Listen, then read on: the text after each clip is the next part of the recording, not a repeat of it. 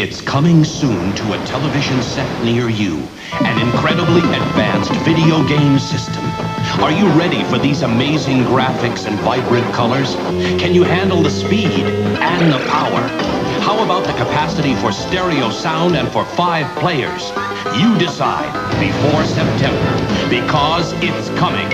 TurboGrafx 16, the higher energy video game system. Games sold separately.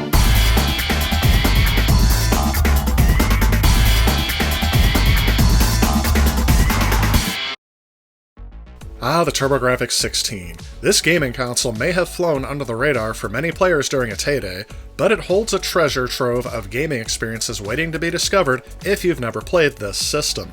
It was originally released in Japan as the PC Engine in 1987, but it took 2 years for the localization team to make the TurboGrafx 16 with its redesigned console shell. This console is the result of the partnership between NEC Corporation and Hudson Soft as they attempted to carve their own path in the highly competitive console market of the time. The TurboGrafx 16 is really a neat system. One of the things that separated it from its competition were the use of Hue cards, which were small credit card-sized cartridges that allowed for compact game storage. Not long after the system launched, it would get a CD add-on peripheral, but they would still release for Hue cards for most of its life. And if you're anything like me before I started playing this system, you might be looking for what is a good starting point for getting into this system. And that is at the very heart of what makes this 10 essential games list. These are games that'll give you a starting point for exploration of this system, rather than definitively represent the absolute best games on the system. This list is the result of my own personal preferences, as well as what others said were good games to experience on the TurboGrafx 16. Let's go ahead and take a look.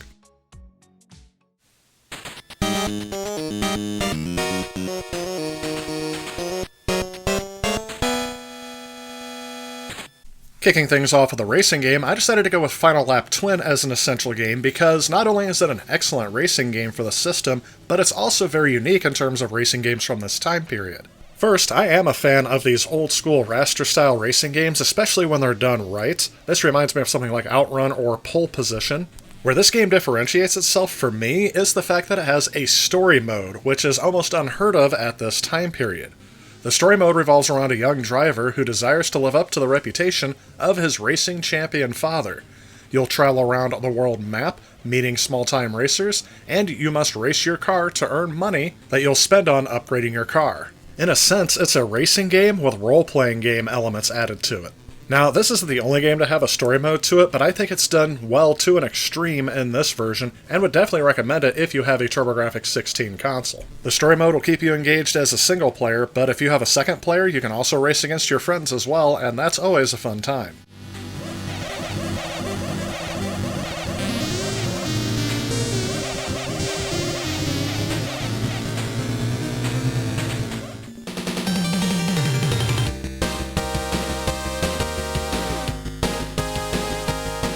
If I had to pick what I would say to be the #1 genre for this system, it has to be side-scrolling shooters. There's just something about the TurboGrafx 16 hardware that really makes side-scrolling shooters perform extremely well on this system. This example here is Zonk. This game was an attempt to rebrand the system's mascot Bonk into something a lot more cool to better compete with Nintendo and Sonic the Hedgehog on the Genesis. This game received more of a positive reception when it first came out, getting around a 7 or 8 out of 10, but it definitely has gained a cult status following as this game is very well done. In terms of a side-scrolling shooter, it's simple enough for you to pick up, and has a challenge there for you to master as you get through the game, but with its different difficulty settings, I feel like this is one of the most accessible side-scrolling shooters of this time period. Visually, the game is astounding, and I think the art style holds up very well. The soundtrack is also kicking as well. I would definitely give this one a pickup if you can. Even if you're not that big of a fan of side-scrolling shooters, this one could appeal to you.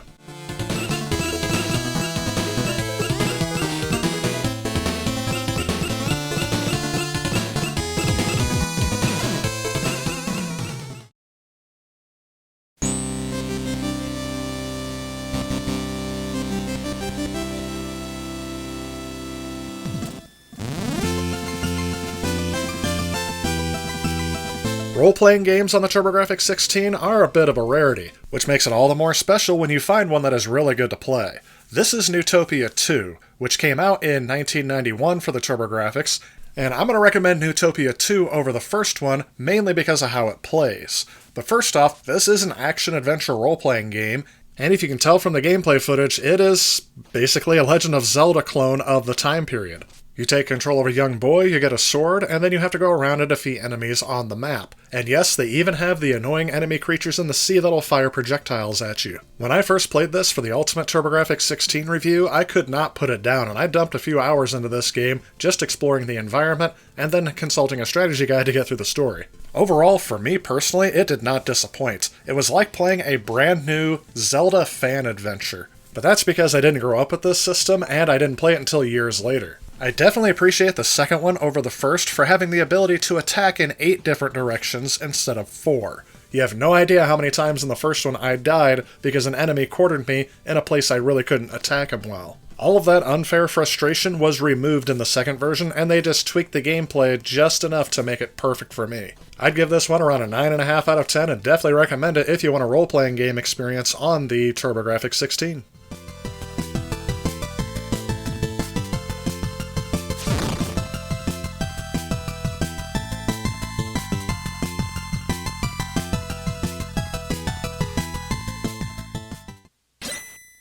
The legendary axe launched with the system in 1989 here in North America, and is a horizontal platform game where you take control of Gogon, a barbarian whose girlfriend has been kidnapped by the cult of Jagu. You will work through 6 platforming levels armed with only your legendary axe to defeat Jagu and his minions, as well as rescue your girlfriend. As you work through the game, you'll level up your strength meter, which determines how much damage is dealt from the axe to your enemies.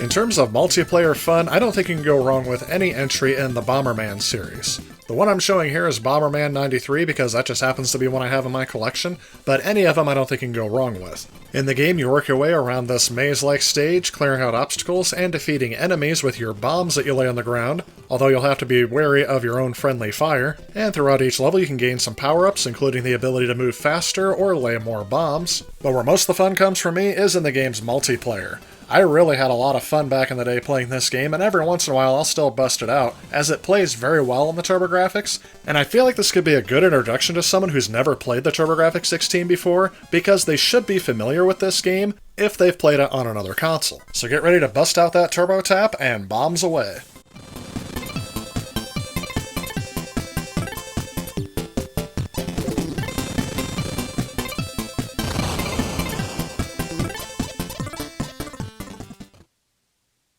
Another side-scrolling shooter on this list is R-Type. This is a game I fell in love with on the Super Nintendo. Despite its technical glitches on that system, I really had a lot of fun playing through that game, and at one point I could get through it on its max difficulty settings. But even on easy, this game can be a bear to get through. On the TurboGrafx, it doesn't perform arcade perfect, and there is some slowdown and glitches every now and again, but overall, it does perform very well on the system, and I had a lot of fun going back to it on here. I prefer this version of R-Type over the Master System home port that was around the same time, and really this is about the only way then that you can play the original experience, aside from getting an arcade board. So this is a definite recommendation from me as an essential for your collection, but I will note you may be frustrated with the difficulty settings, but there is a cheat code you can put in at the beginning to get more lives, if you are so inclined.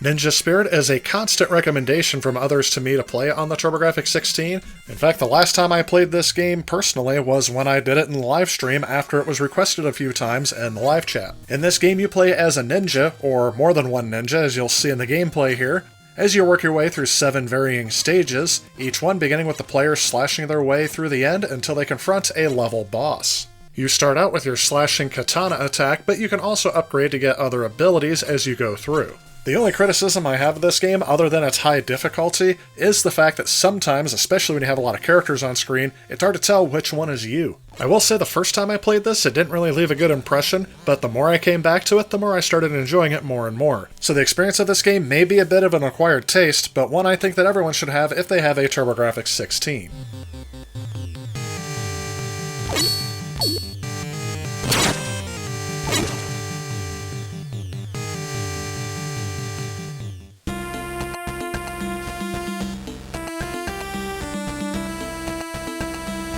As I mentioned earlier, Bonk was the original system mascot for the TurboGrafx 16, and this was at a time where in the early 90s, every company, including console manufacturer, were trying to come up with the cutest little mascot for their system to help sell it. I don't know what led NEC and Hudson Soft to choose a giant baby, a caveman baby at that, but hey, here we go. But these games are very well-designed platformers, and one that I think that a lot of people will enjoy, as this game is probably the most accessible to the widest variety of players. In this game, your primary attacks will be jumping on enemies and using your head in more ways than one, but my least favorite attack in this game is the headbutt, which is very limited in range, and most of the time the enemies end up hitting me instead. However, if you turn on the turbo function of your turbo pad, when you jump in the air you can spin and float past certain obstacles. I bring that up because it took me an embarrassingly long amount of time to learn that move when I was playing through this game the first time. Now, to be perfectly honest, you don't have to play through just the first game. If you pick any one of the 3 HuCard games that were released for the TurboGrafx 16, I think you're going to have a good experience.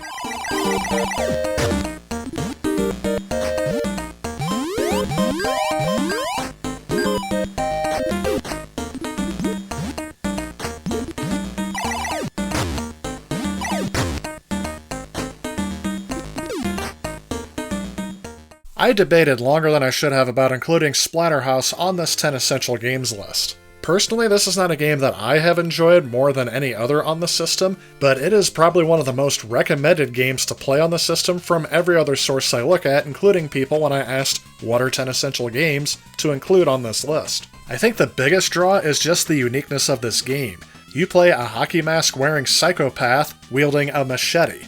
I wonder if that's supposed to be referencing something. Although you'll see in this version that I'm playing for the North American system, his hockey mask is turned pink for some reason, I'm assuming to avoid copyright reasons, but it could also be one of the many changes they made to this game's North American release by toning down the gore and the horror aspect. In the end, it makes this list for me because this is the only side-scrolling beat-em-up game that I have included in this list. If you've never played this game before, it is kind of a treat, especially if you're a fan of those 80s slasher horror movies. But if you grab the Japanese version for the PC Engine, the gore is cranked up a bit more and the censorship is less evident. Either way, I'd say this game is at least worth a try.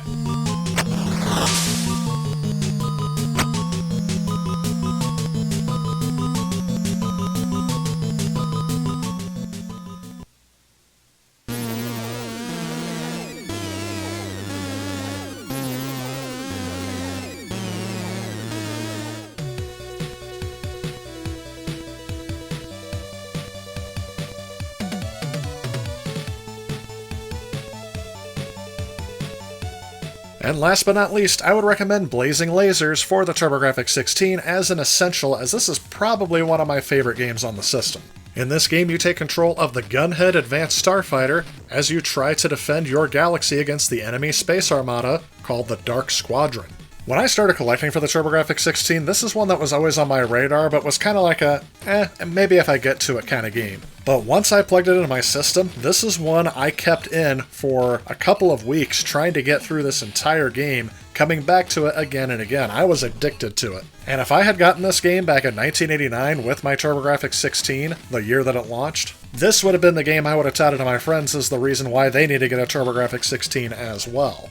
This game is a vertically scrolling shooter, and one of the things I like about this one is that if your ship gets hit once, it doesn't automatically get destroyed and you have to be sent back to the beginning, or a checkpoint. But instead, you can have shields that will disappear, or will downgrade your weapon before actually making you go back.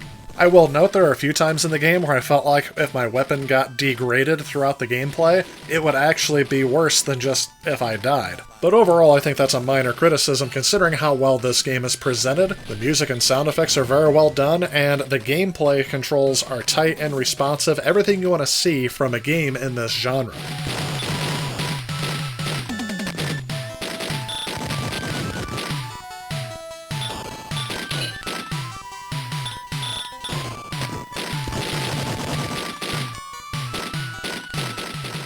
And well, there you have it. Those are my picks for the 10 essential games I feel everyone who wants to experience the TurboGrafx should play on the system. And even though the library is very limited on the TurboGrafx 16, especially compared to its contemporaries, there are some games on this system that are definitely worth looking into.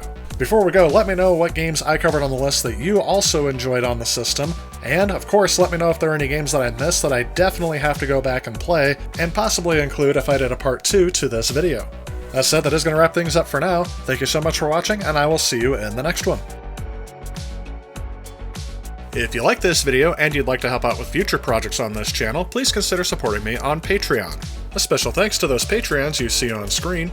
Also, if you like what you see, please remember to leave a like and click that subscribe button on your way out. As always, I want to thank you all so much for watching, and I will see you all in the next video.